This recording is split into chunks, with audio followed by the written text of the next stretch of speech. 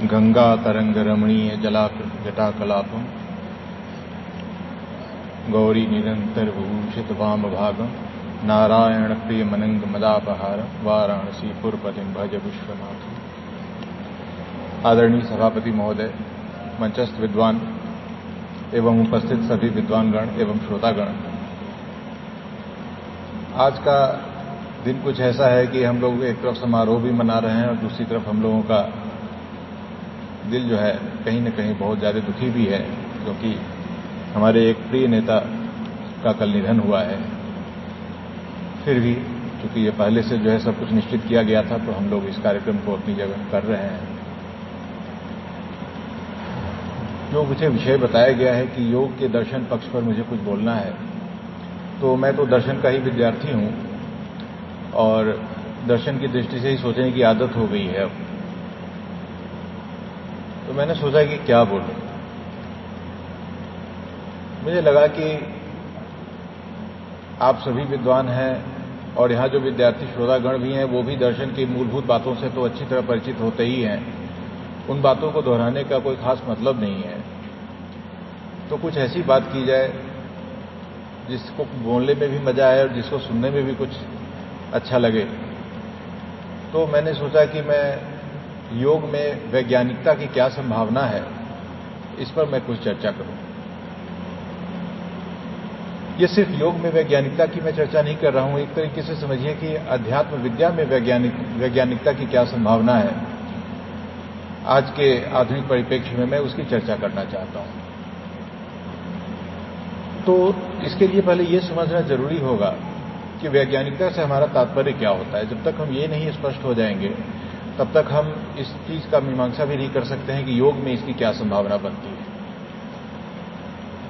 आधुनिक दर्शन के हिसाब से दो बहुत महत्वपूर्ण मापदंड हैं, क्राइटेरिया हैं, जिनकी मदद से हम वैज्ञानिकता का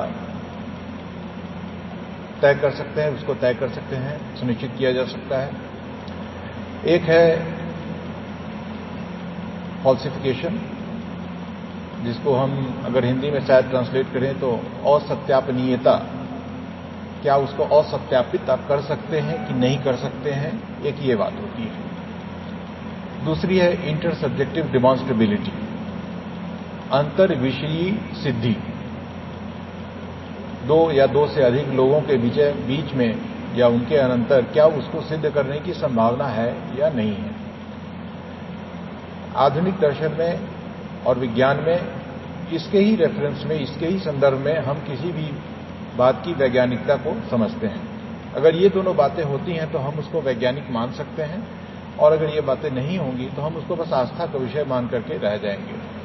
और अक्सर अध्यात्म विद्या पर यह आक्षेप आता है कि अंततोगत्वा या तो ये अंतर्मुखी विद्या है और या तो मात्र आस्था पर आधारित है, और इन दोनों ही स्थितियों में विज्ञान के जो साधारण मापदंड हैं उस पर यह खरा नहीं उतरता हुआ दिखता है।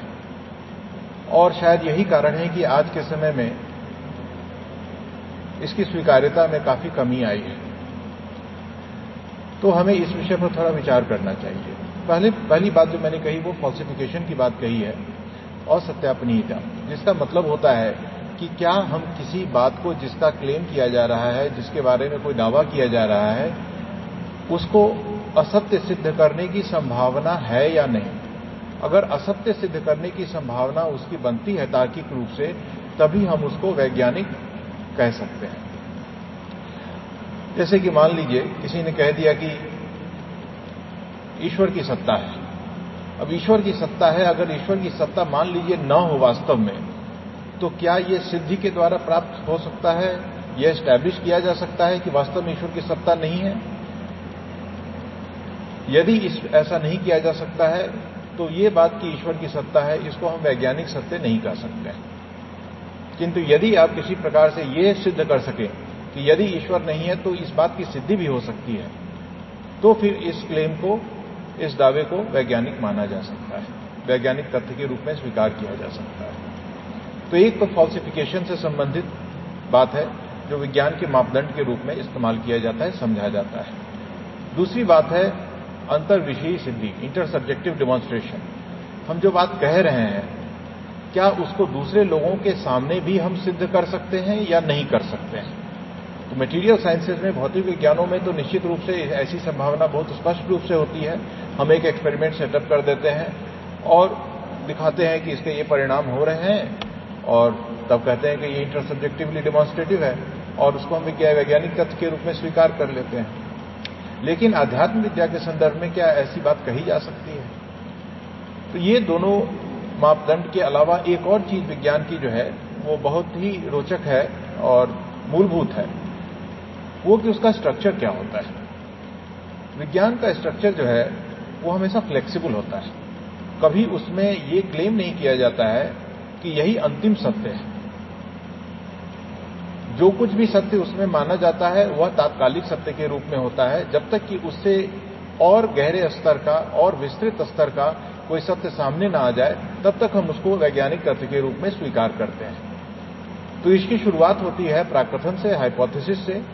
और हाइपोथेसिस से हमारा तात्पर्य, प्राकथन से हमारा तात्पर्य यह है कि किसी भी घटना विशेष को या किसी वस्तु विशेष को समझने के लिए हम एक प्रारूप प्रस्तुत करते हैं, एक मॉडल प्रस्तुत करते हैं जिसमें उसकी व्याख्या करने का प्रयास किया जाता है और यह पूरी तरह से कल्पना और हमारे वर्तमान ज्ञान पर आधारित होता है।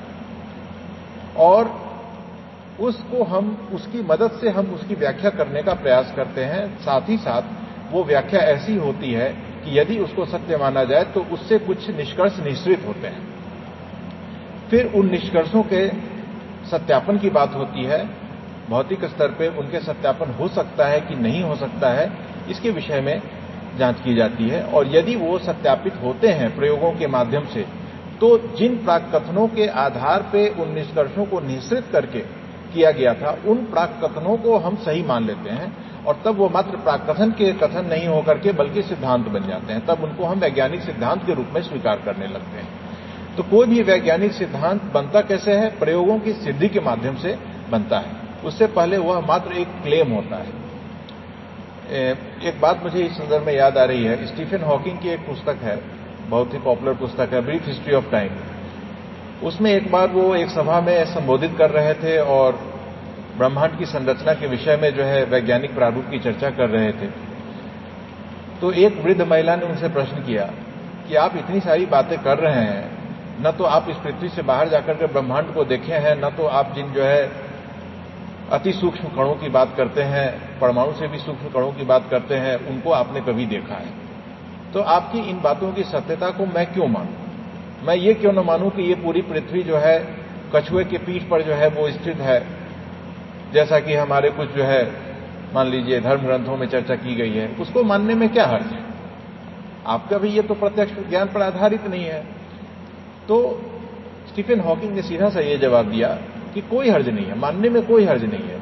आपकी भी वो मान्यता है, मेरी भी ये मान्यता है, लेकिन फर्क सिर्फ इस बात का है कि मेरी जो मान्यता है उससे मैं बहुत सी आसपास की घटनाओं, भौतिक घटनाओं जो इस पृथ्वी पर हो रहे हैं और ब्रह्मांड में हो रहे हैं, मैं उनकी व्याख्या कर सकता हूं। और सिर्फ व्याख्या नहीं कर सकता हूं बल्कि प्रिडिक्ट भी कर सकता हूं कि ऐसी ऐसी परिस्थितियों में ऐसा होगा। तो ये क्षमता हमारे इस मान्यता की है जिसकी वजह से हम चीजों की व्याख्या कर सकते हैं और भविष्य में क्या होगा किन परिस्थितियों में, इसके बारे में भी पूर्व कथन कर सकते हैं। और आपकी जो मान्यता है वो मान्यता तो है, लेकिन यदि उससे इतनी सारी व्याख्याएं और पूर्व कथन संभव नहीं हो तो आपकी व्याख्या हमारी व्याख्या से और हमारे प्रारूप से वो है जो है वो सिद्ध हो जाएगी। इसलिए हम उसको नहीं मानेंगे, इसको मानेंगे। तो बात यह है कि वैज्ञानिकता जो है इस बात पर निर्भर करती है कि आप उससे कितनी चीजों की व्याख्या कर पाने में समर्थ हैं, किस प्रकार की स्थितियों में पूर्व कथन करने में समर्थ हैं, और जो पूर्व कथन आप कर रहे हैं उनकी सिद्धि या सत्यापन किस प्रकार से हो सकती है। या अगर सत्यापन नहीं हो सकती है तो कम से कम वो असत्यापित हो जाए, उनका फॉल्सिफिकेशन हो जाए, तब भी जो है बात बन जाएगी। अब अध्यात्म के क्षेत्र की समस्या यह है कि यहां पर जो है प्रायः जो है हम अपनी चेतना से संबंधित बात करते हैं और अंतर्मुखी इस चेतना में क्या घटनाएं घटित हो रही हैं उनको ही ज्यादा महत्व देते हैं। तो ऐसी स्थिति में अंतर्विषयी सिद्धि, इंटरसब्जेक्टिव डेमोन्स्ट्रेशन और फॉल्सिफिकेशन की क्या संभावना बनती है, इस पर मैंने विचार किया तो मुझे योग में ये बहुत प्रबल रूप से वैज्ञानिकता का एक फुट दिखा। और योग सूत्र में आपको जैसा कि पता है कि विभूतिपाद है, और विभूतिपाद में यह बताया गया है कि संयम के द्वारा, संयम अर्थात धारणा, ध्यान और समाधि, मूल रूप से सविकल्प समाधि, तो धारणा, ध्यान और समाधि करने से अलग अलग विचारों पर, अलग अलग वस्तुओं पर किस तरह के ज्ञान प्राप्त होते हैं आंतरिक चेतना में।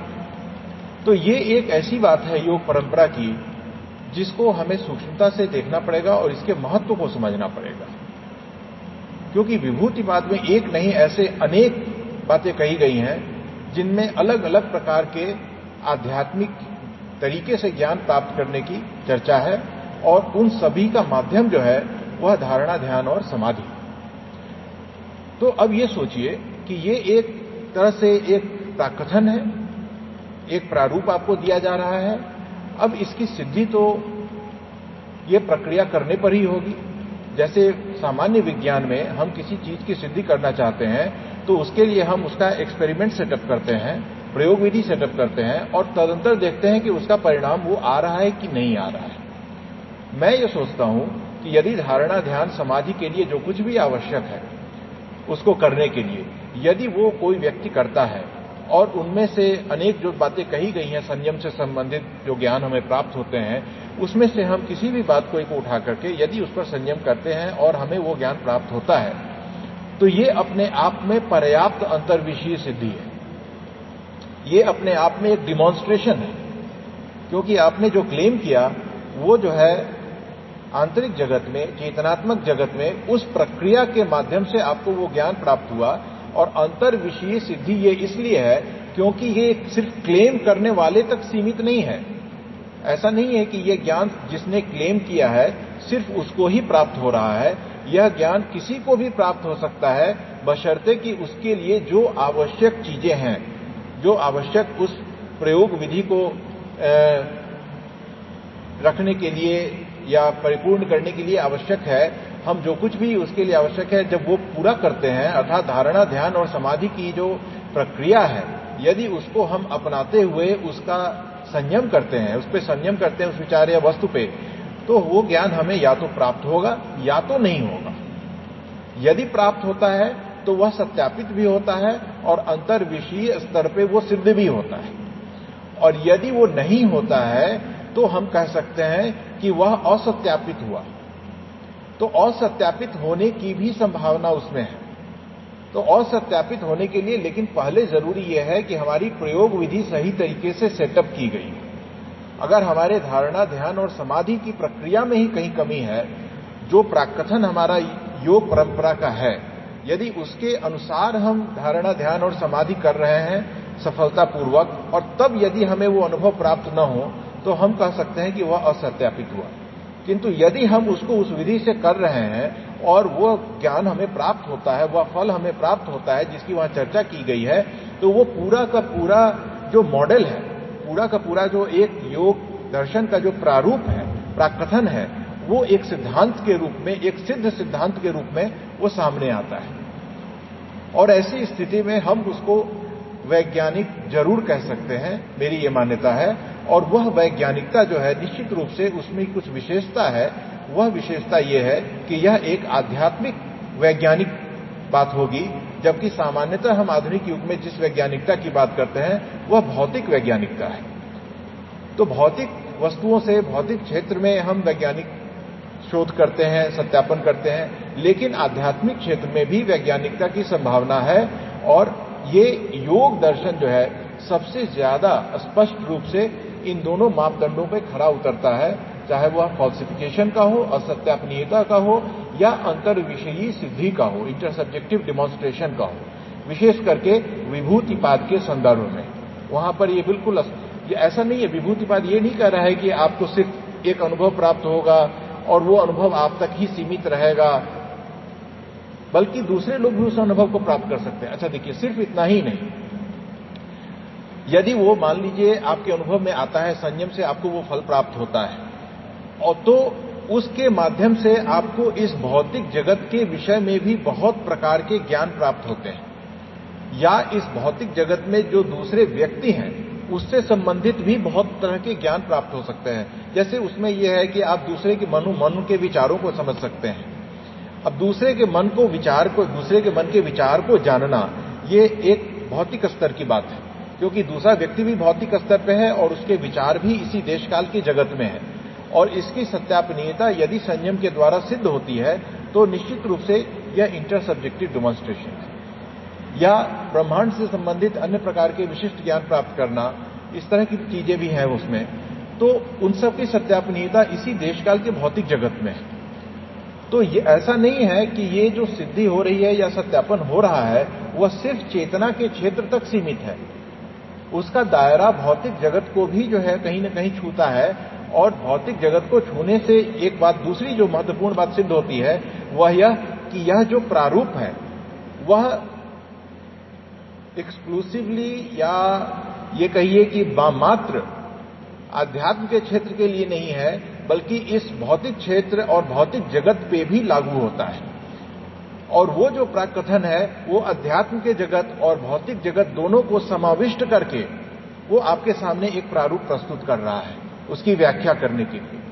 और उसकी व्याख्या को हम इसलिए मान सकते हैं क्योंकि यदि उसकी सत्यापनीयता हो जाती है, उसकी सिद्धि हो जाती है, तो हमें उसे स्वीकार करने में कोई गुरेज नहीं होना चाहिए, और हम इसको निश्चित रूप से फिर एक आध्यात्मिक विज्ञान की परंपरा में जो है रख सकते हैं। तो ये कहना कि ये मात्र आस्था का विषय है, ये परंपरा का विषय है, मुझे लगता है कि उसको कम करके आंकने की बात है।